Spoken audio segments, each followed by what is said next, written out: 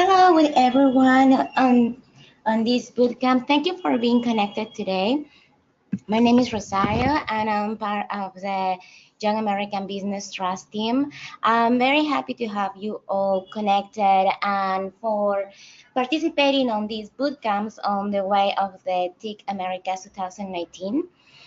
It's a pleasure for us to open these spaces for entrepreneurs, young entrepreneurs, in order to support them to scale up their entrepreneurial initiatives and to open this competition for the 13th time. It's very nice for us to have been supporting youth on the regional level for all these years, and we would like to invite you to participate to the different categories. We have the Startup Challenge, the Eco Reto 10.0, and the Caribbean Innovation Competition 2019.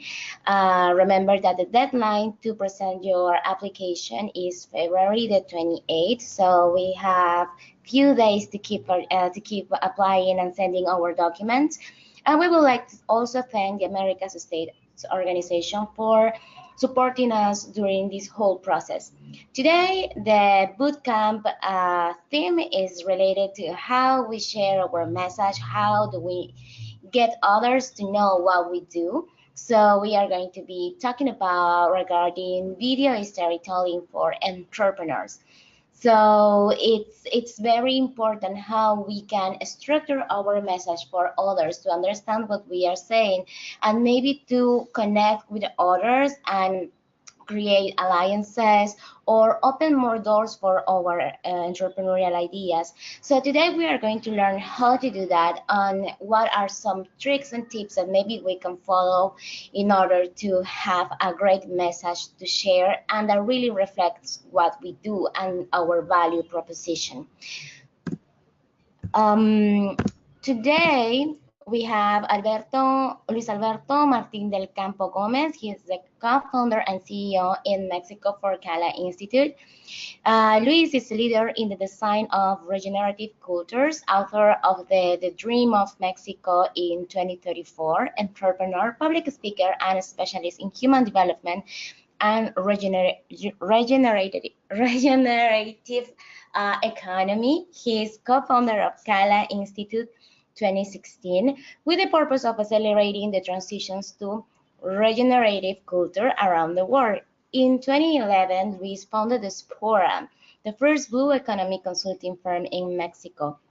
Luis is also co-founder of Cancun Tech City 2018 and has received diverse awards and recognitions, including being selected as one of the 250 young leaders of the Americas, fellow by the Obama administration Department of State on 2016. Luis Alberto, welcome to this space and thank you for being here and share with us your knowledge. We know that also you are called a futurist and you have been working in all these spheres of the entrepreneurial ecosystem. And today it will be great to know from an entrepreneur who's been working on all these different spheres, how to structure our message and learn from you how you were able also to present all these dreams and all these initiatives and all this vision that you were working on with your or through your entrepreneurial ideas. So Luis, thank you for being here. I'm going to give you the role as presenter. So now you can present your presentation and thank you again for being here. The floor is yours.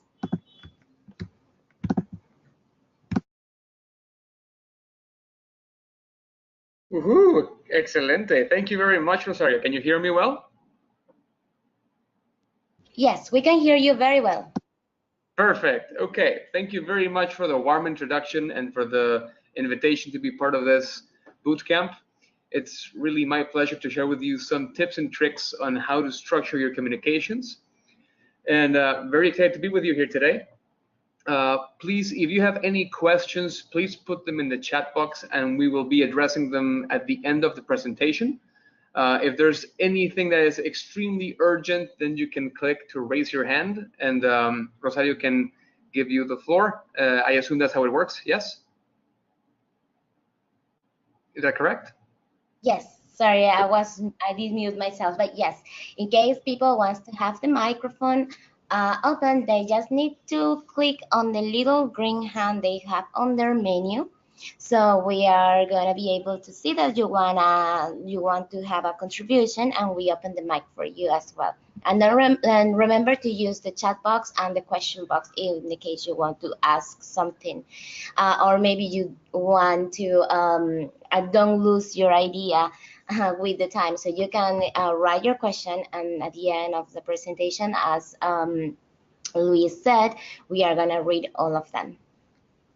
Perfect. I'm gonna put on my webcam real quick and we'll see if it works, just to say hi to you all. Does this work? Can you see me? It really does. Thank you.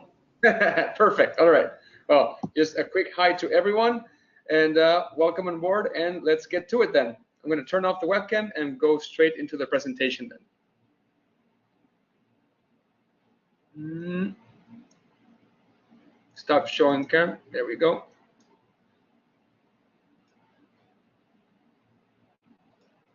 Okay, so let's get to it then. Today's presentation and workshop is about video storytelling for entrepreneurs. So I'm going to go real quick and give another really brief intro into who I am, and thank you very much for the introduction. The essential idea about myself is that I like solving big problems. So that means that I have become a leader in the design of regenerative cultures. And what that means is a regeneration both of the human self and the relationship we have with ourselves, and also the relationship between ourselves and other people, and then the relationship of our human systems and human industries and the way we work in our human systems to be able to make a way of living that is sustainable in the long term, that it regenerates and affirms life. So that's the essence of what I do, and it connects human development and sustainability and innovation. And these ideas are all found in a book I wrote in 2014 called The Dream of Mexico in 2034, and especially turned into the different trainings and programs that we offer in Cala Institute, which is basically a school for entrepreneurs and innovators and agents of change to learn the essential skills they need, both to be more present in their lives, to be more successful in their relationships, but also to be more effective leaders in their causes, in their projects, in their work, whether it is in an NGO or a corporation, because it's skills that touch from knowing how to be, like self-mastery, to personal resilience, communication, innovation, entrepreneurship, and inspired action, and many more things that I'll love to talk to you about in another day. And it's exactly in this vein of work with Cala that this particular presentation comes in, because one of the things we teach about is communication. And so today's topic is about video storytelling. And more than going to talk about techniques and things that are very tactical and technical, which is not the scope of today's work, what we're going to talk about today is how we structure our ideas and how we construct our messages, because video is just one of many ways that we can deliver our message to our different audiences. And so what we truly want to know is more than the technical side, which we can solve with the help of professionals and experts, or someone with a very nice phone. What we can do, and that is essential to our work as leaders, is to understand how to best organize and structure ideas and then communicate them in more effective ways to the audiences that we want to get to. So my objective with you today in the next 25 to 30 minutes is to share with you some brief but powerful ideas that will give you a framework to build your message with, which is going to be a few fundamentals of designing your communication and a few examples of storytelling structures that are going to help you build your communications in the coming days. So if you only take one idea with you today, it is that communication equals perception, which has to do very tightly with structures and symbols. So the way we structure ideas and the symbols we use are influenced by the perceptions we have as people and the way we ascribe meaning to those structures and symbols. And that is the way we build effective communication. So that is the core idea of today. If you want to leave now, you can leave now if you get this idea.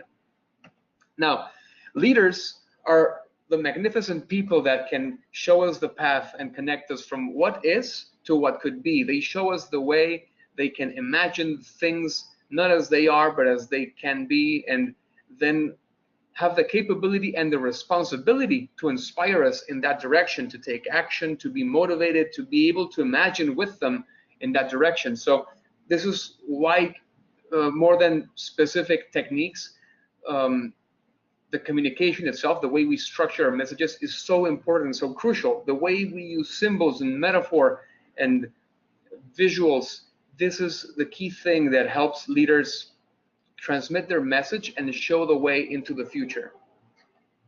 So the leader guides us to our potential, and the way they do that is because leaders don't act alone. Leaders can enroll the willpower of other people, the efforts of other people towards a common vision. Leaders can imagine that vision and then share it with us so that we can all share in that vision and guide our actions and our efforts and our willpower and our word of mouth marketing and our energy into that direction. And that is the way we make effective movements.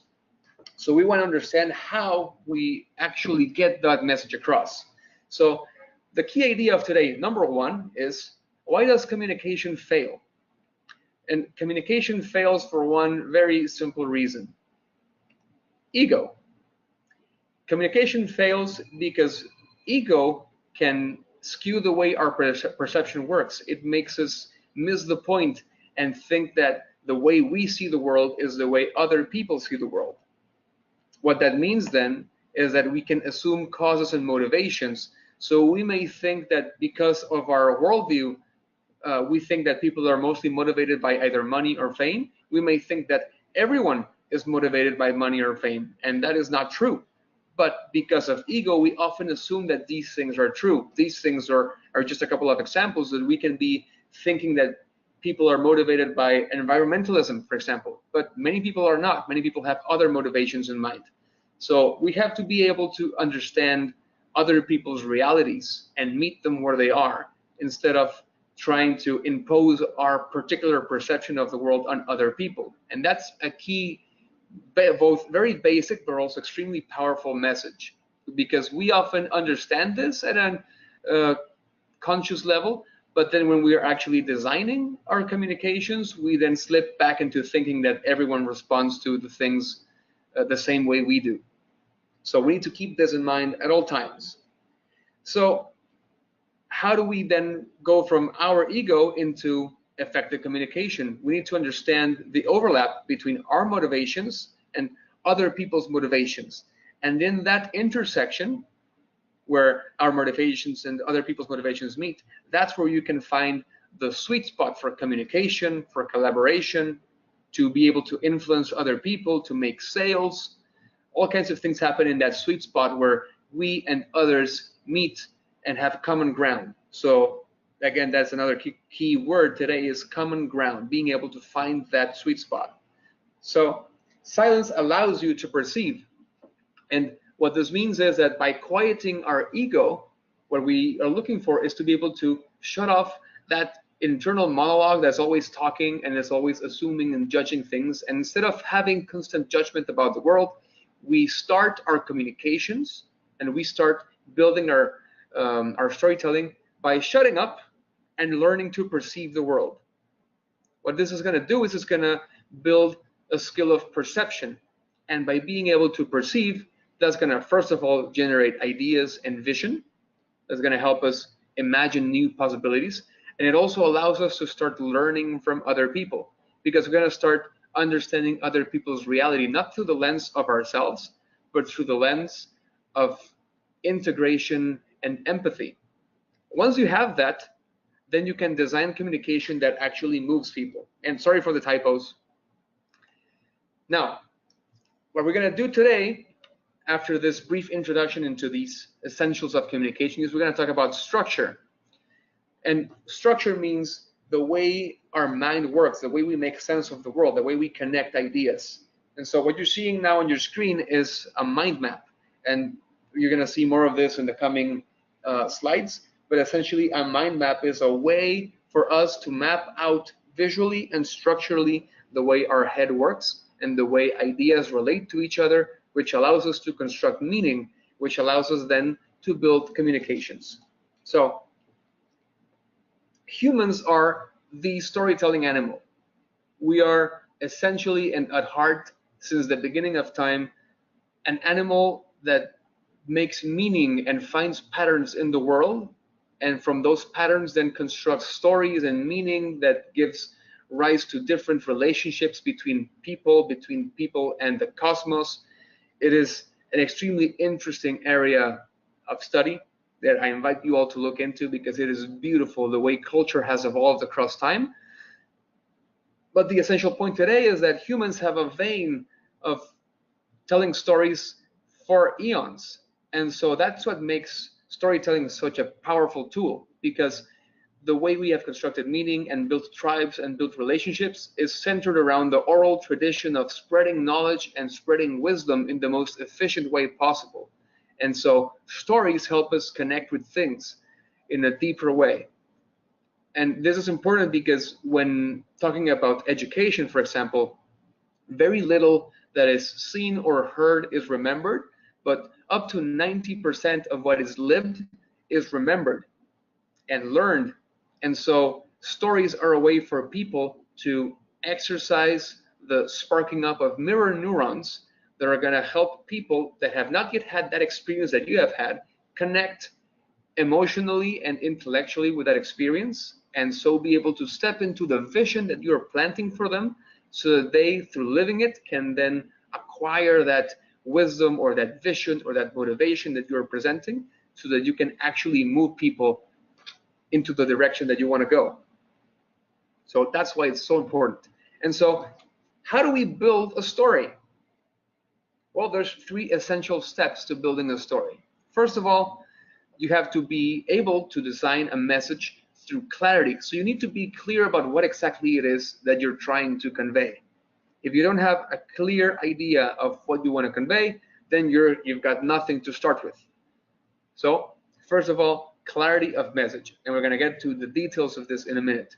Second of all, you're going to go into the pieces and guidelines. So first, you have the message you want to give, and then you define which are the important pieces, the important elements to connect to build that message, and the guidelines or the particular elements and symbols and things that you are going to use in order to make that happen. And then finally, you choose a structure to design into. So first of all, clarity of your message. And how do you build clarity? Well, you have to start with yourself. So in every communication that you want to design, the first step is inward, into identifying really clearly what it is that you want. So what's your message? What's the objective that you want to fulfill? And this is really important because a lot of times we start real quick diving into designing something without having clarity about who we are, what our values are, what it is that we are trying to convey. And so we lose momentum and we lose energy designing a message around symbols and things that have nothing to do with us, and then often also don't have anything to do with the audience. So first and foremost, figure out what the hell is your message. Second, what information do I have to support that message? So do you have data? Do you have stories? Do you have testimonials? What is it that you have that supports the message? And also, what ideas connect to that message? And so that's how we connect to the topic of mind maps. So the idea with this initial step is that by asking yourself what it is that your message is and what stuff you have to support it or connect to it, what you're doing is you're bringing to consciousness the islands of information that are populating your brain. So there's many ideas that you can connect to weave into a good story, but to have them at hand to be able to build that story, you need to be able to bring those bits of data to consciousness. So that's the point of this initial exercise. And how do you do this? Well, you create a mind map. That's one of many tools. You can just dump different ideas on a piece of paper and write down different concepts and write down different blocks of text. There's many ways to go about this, but this is a very efficient one because it's also very visual, so you can share it with your team. And so the point of this is that you start in the middle with a particular topic or your message or the topic that that message is connected to, and then just start connecting and derivating different ideas. So you've all probably done mind maps in school. It's a very good exercise to continue doing. And if you're watching this bootcamp now, then you can start right now with having a mind map for yourself. Start making a mind map at the end of this bootcamp. So the idea with this is that you're bringing to the surface all the Lego bricks of ideas. So I like to picture it this way because it's like really dumping on a big table all the Lego bricks that are in your bag or in your box. And so you put them on the table and you start seeing how all of these things are related or not related, all the supporting evidence, all the stories that you can connect or not connect. There's things that you can bring to the table that have nothing to do apparently with the story, but that you can then find a way to connect them to the story. So it's like showing up completely with everything that you got to see how you're going to build that message. And what you're doing with this process as well is that you are looking for patterns and hidden connections between these topics and these Lego pieces. So by connecting ideas and derivating and exploring, what you're doing is you're going in depth into the knowledge you have of that particular topic. And so you end up with something that kind of looks like this. You end up with something that has many different ways of looking at that particular topic or message. And then you're looking at different concepts, different derivated ideas, different materials that you're going to be connecting that provide depth, that provide color, that provide images. And with this, then, now you have everything you need to start defining. So step number 2 is you're going to define different pieces and guidelines. Now, what exactly does this mean? So essentially what you want to do now is you have all these Lego bricks on your table. Now you want to put in order what you want to communicate and then start selecting what things are relevant and what things to throw away. So imagine you want to build a castle. So you're going to take all the pieces that look like they can fit into building a castle. You're not going to keep pieces that look like they belong on an airplane. That's essentially what we're doing here. So what this means is that we're going to prioritize and select what to include.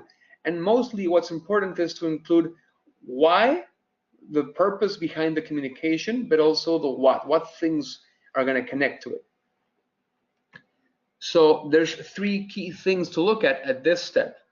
So remember that in the first section we looked at your message, where in this second step, what we're going to do is we're going to revisit that message.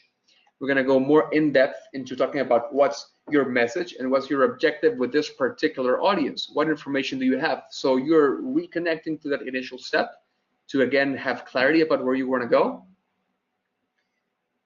And you're going to explore everything about yourself. So if you're a brand, you want to know about, okay, what's your voice as a brand? What are the values you have as a brand? What are the different images, the different influencers, the different personas that you represent? What are the causes that you represent?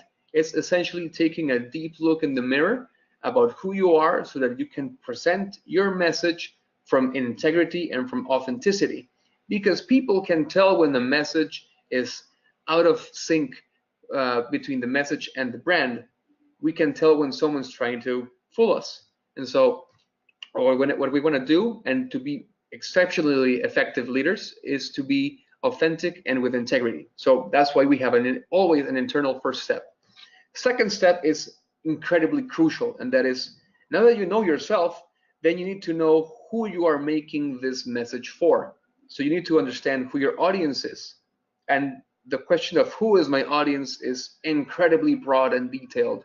And so you have to know the nuances and the really important bits of information about who the people are, what this audience cares about, what matters to them, what do they want, what pains do they have, what jobs to be done they have, what do people like them do?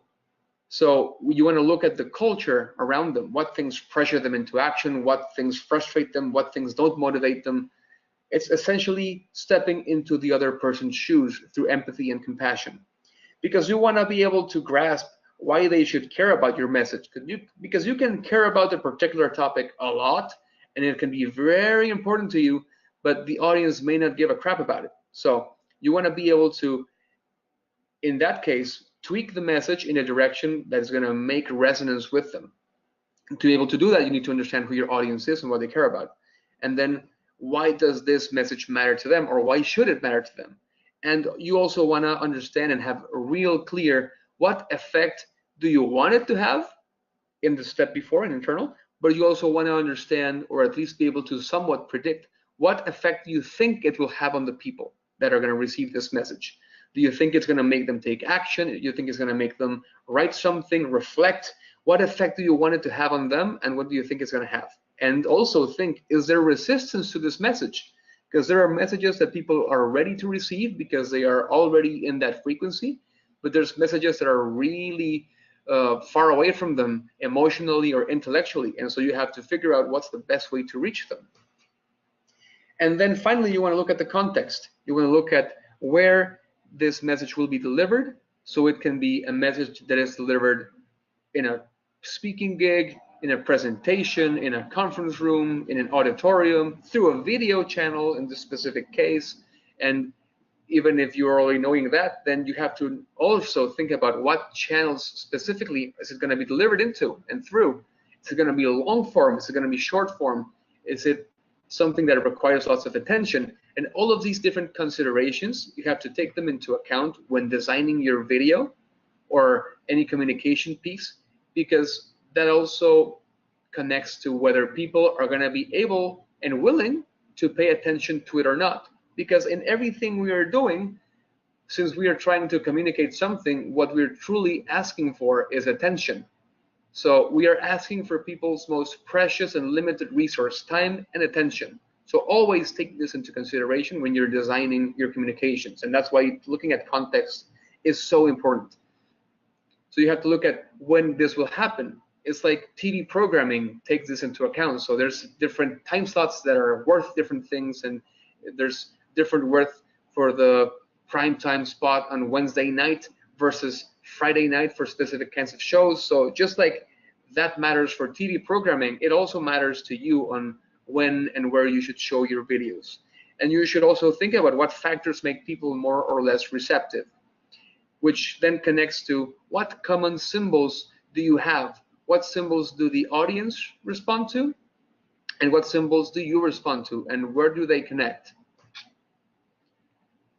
And so with this in mind, and once you have that all mapped out, then you go into choosing a structure.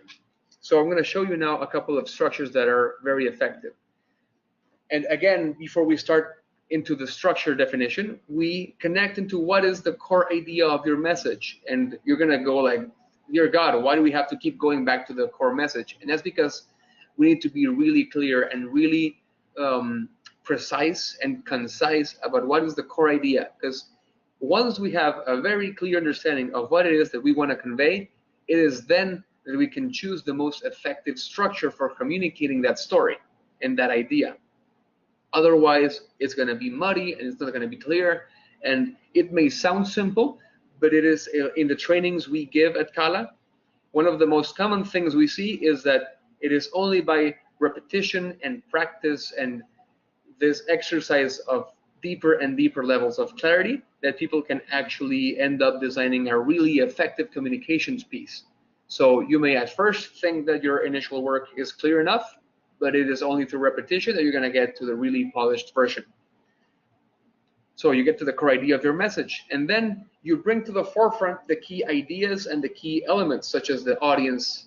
You have an understanding of your audience, the symbols that they use, the context, and the images that you can use. Once you have that, those Lego pieces in front of you, then depending on the type of audience and the impact you want to have, you can choose different methods of delivery. So you can have a video or a presentation that is more explanatory. So it's basically explaining or teaching something, such as today. But there can be other ways, such as a structure that is used for cultivating and for emotion and for moving and stirring people's imagination. So these are different structures to use for that purpose. So you have the monomyth, which is essentially the hero's journey. You have the mountain, which takes you on a journey of a straight line that shows how you overcome a series of challenges through a building of tension. You have the nested loops, which connects different narratives between each other. And one of the most used structures for entrepreneurs is the one called Sparklines. And what Sparklines does is it compares what is and what could be. And that is extremely effective to stir people's emotion and imagination and then guide them to a conclusion. And the conclusion that you want to give them is act now upon this particular message or call to action or proposition that I'm giving you today. And then there's in media res and converging ideas, and you can look at all of them with more detail or take a screenshot of this particular slide. And I'm going to go now into some specific structures. Now, what happens with the audience as we take them on this journey, wherever it is that we're doing with them, is something very much like the hero's journey. So what happens is that they are in their ordinary world, unaware of your message, and then you come to them with this initial bringing of your message. So you are calling them to adventure. And at first, people tend to listen to that message with skepticism, and they sort of refuse the call, as it is shown here. And what this means is that everyone has some level of resistance to change, unless, of course, you find someone who is already in tune with your message. So what happens then is that you build a relationship with them. So there's a sort of meeting with the mentor. And what this means is that you start showing insights and tools and things that are going to help them go with you on that journey. And that journey can be a 30-second video, or it can be an hour-long presentation. Whatever it is, the point is that you start giving them the info that's going to help them ease into that new reality. So then they decide to jump in with you, crossing the threshold, and join you in that adventure. So then the real work begins, and tests are presented. So different challenges in the story, different allies and enemies show up, and different characters happen. And you go then into the innermost cave, where there's the big bad boss. The big reveal is going to happen. There is an ordeal, or there is this big challenge and this big fight that happens, and this major step toward your idea in this case. And something happens along the way, and there is a reward upon reaching this place, this deep cave, and winning this battle or surviving this battle. So they seize the sword, and then there is a road back with renewed excitement and on beating this resistance, where they realize that this resistance that they can beat is a chronic thing that's going to be happening over and over. And so using these new tools, they can push forward and are victorious in crossing these big challenges, and then they return home with the elixir, so to speak. So it's like going into the depths. This is a hero's journey, and in the depths you meet this big dark evil or this big dark challenge, and along the process going back, you obtain the tools and the specific insights that make you come back to the surface a changed person. So you want to take people on that journey where they go with you in that video or that presentation, and through that interaction with them, they emerge changed from that different from that process. And so this is a really nice infographic that pretty much sums up everything we have talked about today. It's from Nancy Duarte, one of the best thinkers and doers in storytelling and in connecting with people. And it shows us exactly what we have been talking about today, how story is about transformation, and it is about building empathy, which is going to create bonds with people that are going to drive you and take you through that process of discovery until you arrive at a specific destination, a specific call to action and insight. And you're going to be guiding them through that process to reach that vision that you are showing them. And again, the key insight here is that you have to understand their heart and mind so that you can design the correct structures that are going to touch them. And so you have to reach them and meet them where they are, emotionally and intellectually. The what things do you use to build a story? You use the where, the who, the what happened, and the specific topic. So you can build a story pretty much around anything using those things. And so what structures can we use? As I was telling you before, sparklines is one of the most commonly used structures, and it goes from what is in the beginning. So you talk to them about current reality, and then you show them what could be up here. So you show them the world and the reality that they could be seeing, the kind of insight, the kind of power they can be getting, and then you start comparing that to the what is. So you are constantly building tension between what is and what could be. You don't have to make a ton of comparisons, just enough to establish tension and to teach that there is a different possibility or a different path available. This is something that is very much used, for example, in presenting products as well. A different structure is called the mountain, and as we talked about, this one is used to showcase the overcoming of different obstacles and challenges along the way until you reach a specific conclusion up top, which is the particular insight you want to get them to. So this one relates closely to the hero's journey as well, and you can see the same headlines as in the audience journey laid out in this structure, and actually down at the bottom you can see how it would be laid out in the minute by minute of a screenplay. So this is also a good template to build a screenplay or a video. You can shorten the time frame, but the essential structure is the same. Then the structure of pitching. Pitching combines sparklines and mountain, and so what happens is, or there's many ways to pitch, of course, but one of the most effective ones is to initially establish why you care about this particular topic and what is the topic that you're talking about. So you bring in a story, and then you establish the tension between what is today, because in that story you realize something about the world as it is, and then you establish what world could be. So you share initially a mountain that takes you to a realization, and then you share the sparkline structure where you're establishing tension between the world today and the realization and the world that could be, and then you take the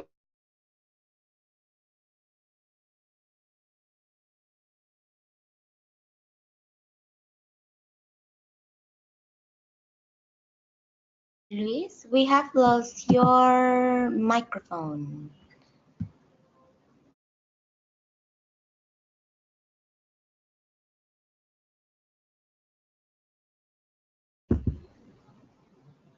Luis? working on connecting to people's reality and meeting them where they are. So it is all about empathy and understanding these structures and using them effectively. And what's going to happen with this is that a new understanding of the world is going to emerge thanks to your efforts. So action will be taken. And then there's this final slide with a very beautiful quote from Andrew Stanton, writer and director of Finding Nemo, which essentially talks about how we all love stories and we are born from them, for them, and stories help us connect and help us establish similarities, and it is through establishing similarities that we can then enroll and engage people in working with us in a particular direction. And thank you very much. I hope this helps you bridge your projects and ideas into the future.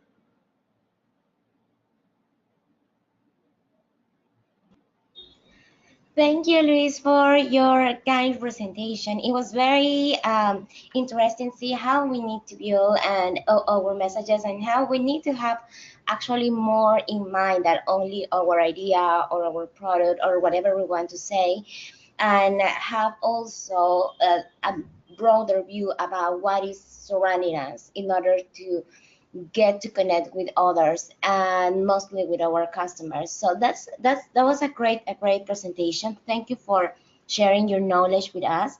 So we don't have questions yet. So I would like to invite the participants to, in the case you want to raise your hand and you want to participate or start a dialogue now, you can click on the green little hand so we can open the mic for you. Or if you want to send a question, you can use the chat box or the question box so we can read it for Luis. Actually, we have one question now. Perfect. Hello, I'm Pablo Teran from Ecuador. Hi, Pablo, how are you? Pablo, do you have a question for Luis?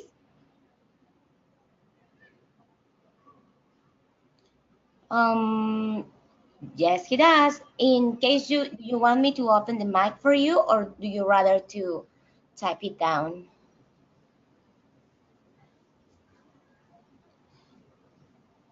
I guess Pablo is writing his question.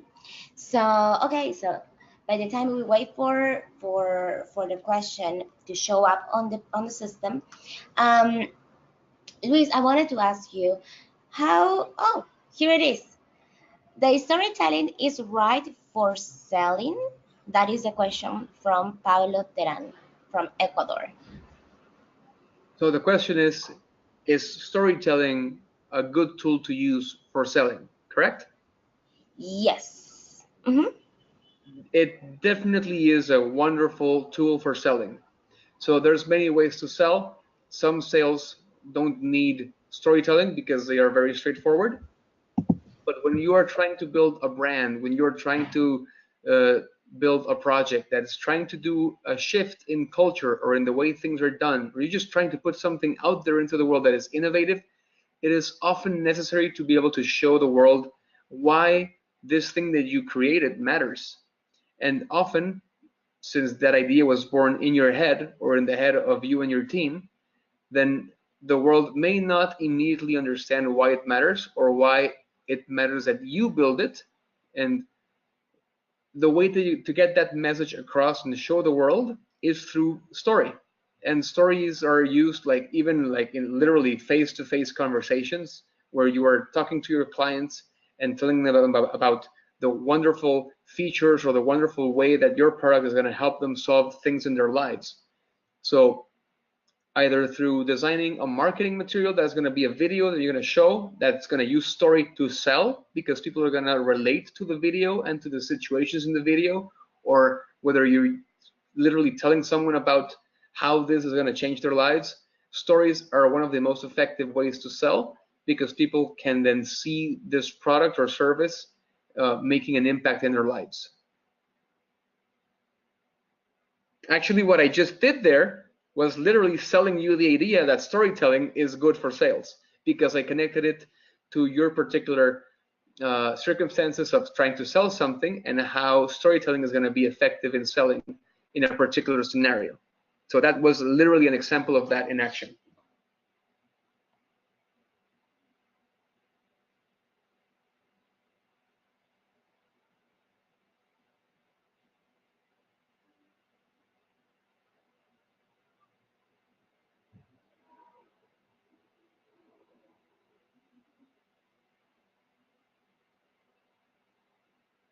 Hello?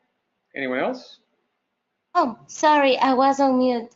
Thank you, Luis. Actually, there is one more question from Pablo. He says, and what about if my product has a packaging?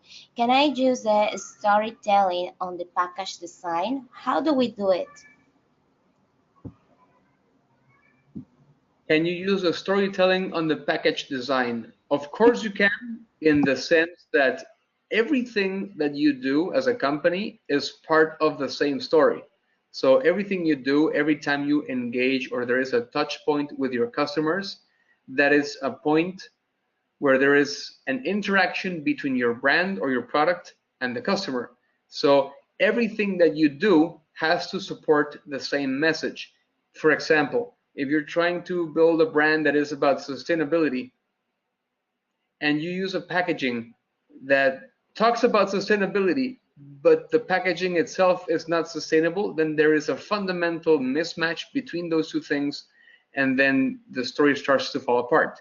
So that's one way to look at it. The other way to look at it is if you're specifically wanting to write stories on your packaging, which is effective for some brands. So there's all kinds of brands, for example, of tea or beverages, and they sometimes write like specific stories about who the company is and what they care about and what they stand for and so on, which basically relates to connecting to specific lifestyle choices. So there is storytelling being used in brand packaging, of course.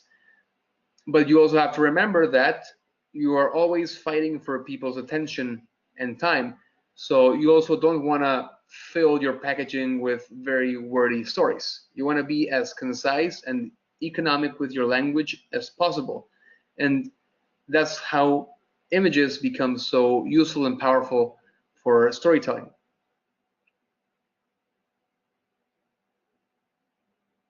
Thank you, Luis. And Pablo says, thank you. Thanks. Great. So by the time we wait for other questions, and also remember, if you want to have the mic open for you to oral interventions, just click the button with the green little hand on your menu, and then we are going to open the mic for you. My question is, so once we share and we structure our message, how to keep the essence of the message with the time? You know, sometimes it's part of the of building our branding, but how we use this storytelling through message through the time, taking in mind that sometimes the context can change, and maybe like we have more competitors, or there are new technologies that come here. How do we keep the essence of our storytelling strategy? I'm not sure I understood your question. Oh, sorry. Okay, so I'm gonna reframe it. So we know that with time, sometimes the context change, the idiosyncrasy of people change, the view of the surrounders change. So how do we keep the essence of our storytelling strategy? I mean, if we have a story that we are sharing, how do we keep the essence of it with the time, knowing that, you know, our society changed, the public change, our customers change? How can we adapt it to the different scenarios? Well, there's many things to consider there, and one of them is to start by asking yourself if you want the story to remain the same over time. That's one question to ask yourself, because sometimes stories can be outdated because the times change. So that's one thing to consider, and that's a different perspective and a different answer than you may have been looking for. Now, if you do want your story to remain, then that's the reason why I am so insistent on the practice of establishing what is the essence of the message. Because if you have a very clear sense of what is your core message, then the only thing you need to do is, as times change and public perception shifts, you need to continue updating your understanding of the world and of people's um, desires and cravings and opinions and symbols, especially symbols. So as you keep updating your understanding of people's symbols, then you can design an update to your story that reflects the same message, but that can be embedded into the new context. So it's basically an exercise of matching essence to context. Awesome. Thank you, Luis, for your answer. We have more participants on the session. I don't know if you guys also want to write a question. Remember that you can use the question box, or you can raise your hand. We have one more. It says, the story is only visual, or can we also have an oral story? Of course, you can have an oral story. So the story is just the structure or the flow of ideas towards a particular set of like milestones leading into an outcome. So essentially, a story is you want to tell someone something, and you structure it in a way that makes that connects, because it uses symbols and it uses information that the other person is going to understand easily and clearly, and is going to connect with them at an emotional and intellectual level. So again, this very conversation is a story. And so you can use just words, you can use images, you can use video, you can use PowerPoint presentations, infographics, you can use augmented reality, whatever it is, there's all kinds of tools to use.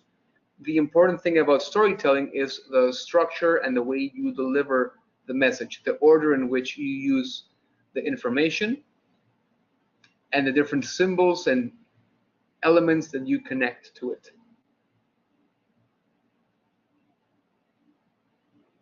Wow, thank you, Luis. Well, we don't have more questions on the chat box. The person who asked the question says thank you as well. And Luis, if you will have to give us a last message on the frame of this topic of how structuring our message to our public, what would it be, or what would it be this golden tip that you would put up for closing this session today? It's 2 tips. First, to always remember to step outside of your ego and listen and gain a sensibility of other people's perceptions so that you can design your communications. And practice, practice, practice, practice, practice.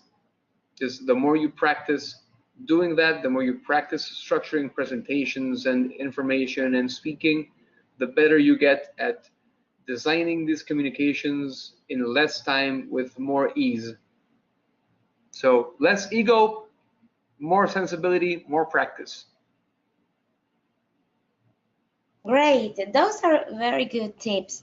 And I think that is something that as entrepreneurs, we really need to have in mind during this great adventure of launching an idea and working on the entrepreneurial file. So, well, we don't have more questions today. So I think that will be all for the QA process. And thank you, Luis, for being with us today and for sharing your experience and for answering these questions and for contributing with this process on the way to the TIC Americas 2019. It's always nice to have entrepreneurs like you helping us on this process, and also to have all the youth learning from other young entrepreneurs. It was a great session today, so I would really like to thank you for being today with us. Very happy to have shared with you all, and I hope this helps you. Awesome.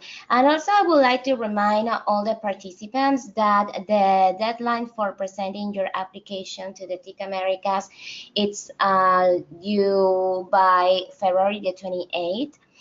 It's important for you to check the website. We have 3 different categories. We have the Startup Challenge, the Eco Challenge, and the Caribbean Innovation Competition. So it's important for you to check all the differences between these categories. And in the Eco Challenge specifically, you have 3 subcategories that maybe you need to check in order to see where your idea or your innovative solution fits better. In case you have any question, remember to check our website. We have you can find information at www.yabt.net, or you can check the TIC Americas website if you have some questions or you need more information about the competition at www.ticamericas.net. Also, you can write us direct emails to edgar.maestre@yabt.net and rosario.garavito@yabt.net. You can also find us on social media, on Facebook, Twitter, and Instagram. On Facebook, we mostly share the information regarding the next boot camps and all the process on the path of the TIC Americas. And on Flickr, you can check the photos of this great experience during the last year. So I would really like to invite you to check them and to know a little bit more about the experiences of previous years. Thanking the Americas States Organization for the support on this process and all the allies and partners. I'm very glad to have shared with you this time, and I wish and I really want to see you soon in the next edition of this bootcamp or in the next activities on the for the TIC Americas competition. Thank you very much. I'm Rosario. I'm part of the Young Americas Business Trust team, and see you soon. And many success with your application process. Bye-bye.